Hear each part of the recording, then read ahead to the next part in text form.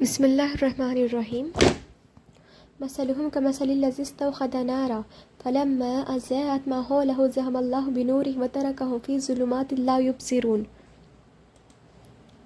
ان کی مثال ایسے لوگوں کی طرح ہے جس نے تاریک ماحول میں آگ جلائی، اور جب اس نے گرد و نواح کو روشن کر دیا تو اللہ نے ان کا نور سلب کر لیا اور انہیں تاریکیوں میں چھوڑ دیا، اب وہ کچھ نہیں دیکھتے۔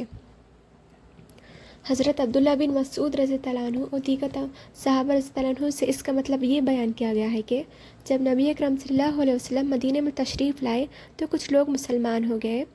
لیکن پھر جلد ہی منافق ہو گئے۔ ان کی مثال اس شخص کی سی ہے جو اندھیرے میں تھا، اس نے روشنی جلائی جس سے اس کا ماحول روشن ہو گیا اور مفید اور نقصان دہ چیزیں اس پر واضح ہو گئیں۔ دفتن وہ روشنی بجھ گئی اور وہ حسب سابق تاریکیوں میں گر گیا۔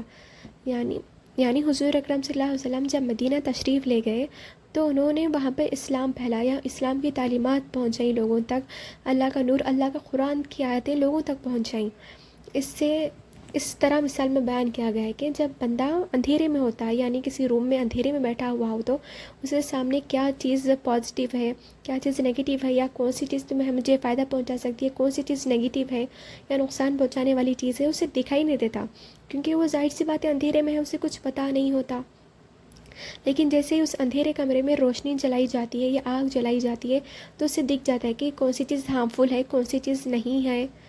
اسی طرح اسلام کا بھی وہی کردار تھا، لوگ گمراہیوں میں مبتلا تھے، اور جب اللہ کا پیغام ان تک پہنچا، اللہ کا نور ان تک پہنچا، تو اس نور کی وجہ سے انہیں چیزیں سمجھ آ گئی کہ یہ حق ہے، یہ جھوٹ ہے، یہ صحیح راستہ ہے، یہ شیطان کا راستہ ہے، یہ گمراہی کا راستہ ہے۔ لیکن جب اسی روم میں جو آگ جلائی گئی تھی اگر وہ بجھا دی جائے یا بجھ جائے تو کیا ہوگا؟ پھر روم سارا کا سارا اندھیرا ہو جائے گا، پھر انسان کو پتہ نہیں چلے گا کہ وہ کون سی چیز ہارمفل رکھی ہوئی ہے اور کون سی چیز اس کے کام کی چیز رکھی ہوئی ہے۔ اسی طرح جب حضور اکرم صلی اللہ علیہ وسلم نے اسلام کی دعوت دی تو کچھ لوگوں نے اسلام قبول کر لیا، لیکن پھر بعد میں وہ لوگ منافق بن گئے، تو ان کی مثال اسی طرح بتائی جا رہی ہے کہ ان کے پاس آگ جلائی گئی، وہ لوگ اندھیرے میں بیٹھے ہوئے تھے، ان کے پاس آگ جلائی گئی، لیکن پھر کچھ وقت کے بعد وہ آگ بجھ گئی، جسے وہ لوگ ہدایت کے راستے پہ تو آ چکے تھے اسلام قبول کرنے کے بعد، لیکن پھر اپنی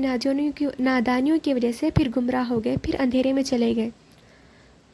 پہلے وہ شرک کی تاریکی میں تھے، مسلمان ہوئے تو روشنی میں آ گئے تھے، حلال و حرام اور غیر و شر کا پہچان ہو گئی تھی انہیں، حلال کیا ہے حرام کیا ہے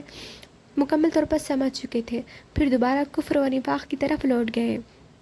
تو کہ ساری روشنی اور جو سارا نور جو ان کی طرف اللہ کی طرف سے آیا تھا وہ سارا جاتا رہا۔